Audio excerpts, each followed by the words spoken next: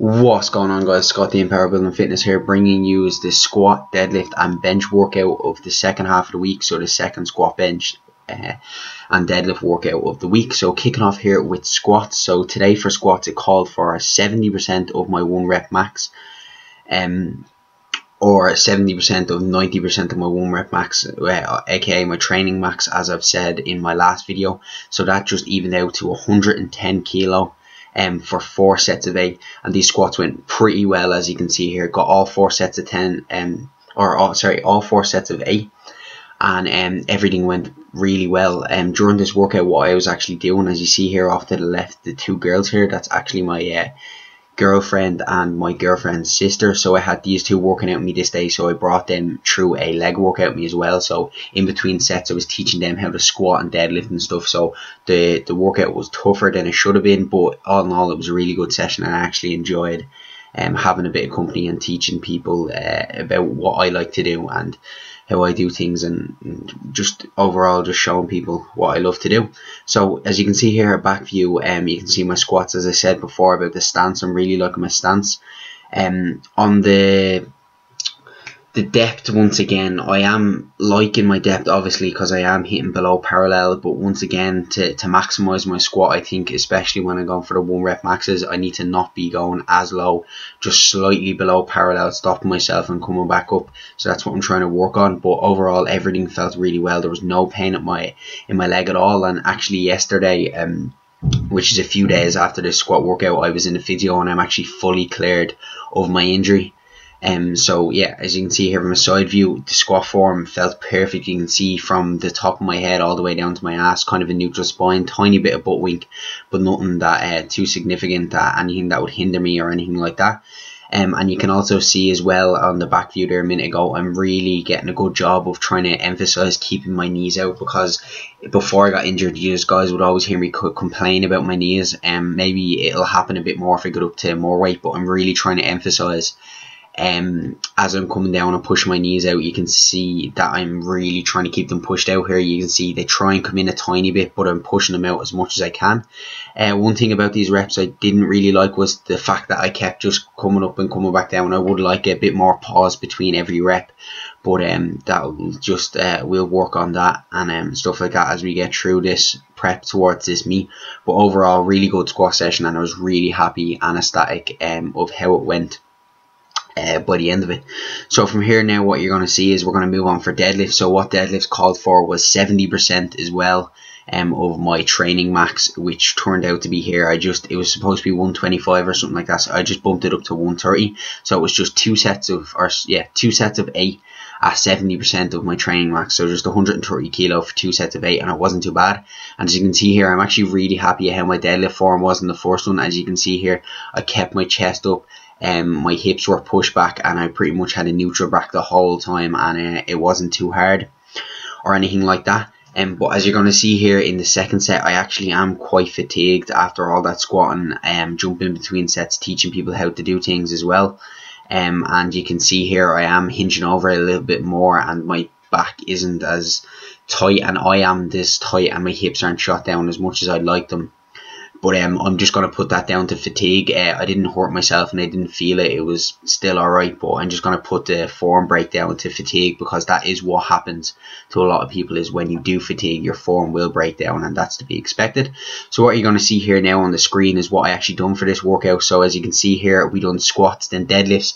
After that squat and deadlift, I'm supposed to have RDLs or Romanian deadlifts, but I don't actually have them up here, because I done so much work on my legs and my hamstrings and glutes. I didn't actually want to put them in, so we just went ahead and skipped straight to leg extensions, seated leg curls, and then finished off with just some calves. So that's it for the leg workout of the week. Now we're just going to move on to the benching portion of the week. So for the second part of the week, the benching, it called for 80% for 4 sets of 6, or as it said, 75% if paused.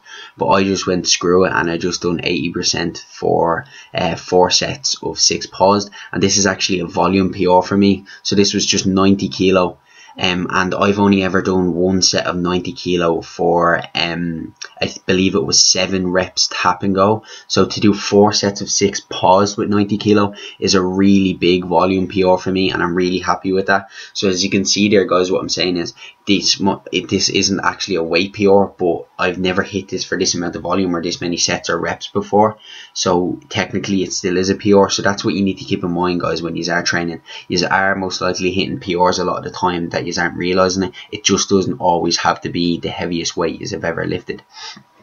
So this was actually quite difficult because I've never actually really gone past 3 reps paused, I think, before. So when I got to the 3rd rep, it was alright, and after the 3rd rep, the 4th, the 5th and the 6th were kind of grindy.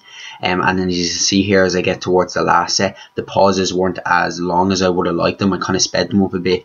For one, I felt like I was just really fatigued and I didn't know if I'd actually get them, so maybe I should have actually done the 75%.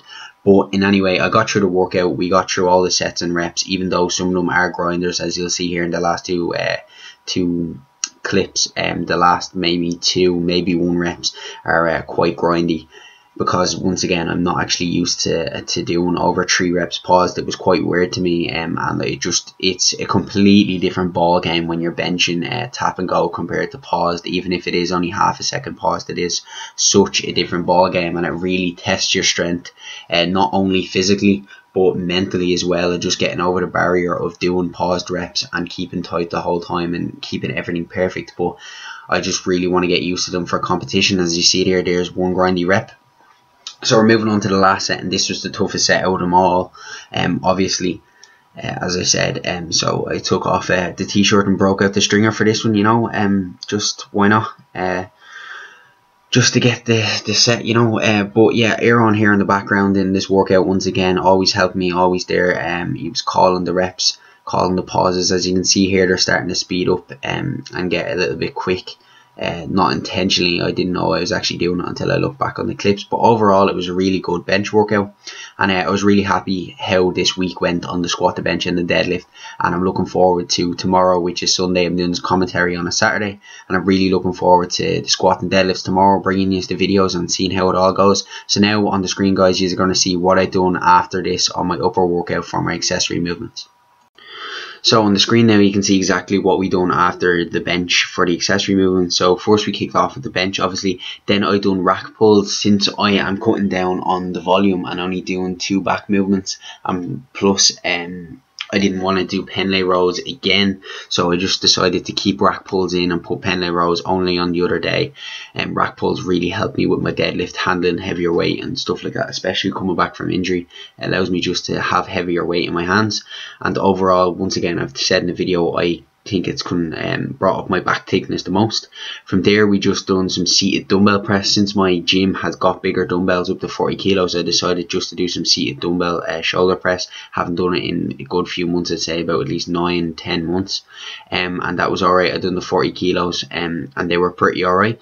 From there, we moved on to the second chest movement. I just done some light cable flies just to get some chest activation, just to pump the blood flowing through the muscles. From there, we done some close grip cable row. I've showed that before in a video, you know, the one I like to do on the dumbbell all the time, just for another back movement, just to keep the muscles going, getting them pumped and just feeling the muscles the whole time. And from there, I done an exercise I never really do, and my friend Aaron told me to do it because I was just wondering what to do for side delts. And I just done the machine side lateral raises that we have in my gym. I've never done them before, and I actually really like the machine, and I might start incorporating them in my workout a lot more after this meet and stuff like that when I get back on the gain train. So yeah, guys, just once again, thanks very much for watching. Please like, comment, subscribe, share with your friends. Facebook and Instagram links are in the description, and I'll see you all in the next video. Goodbye for now, guys.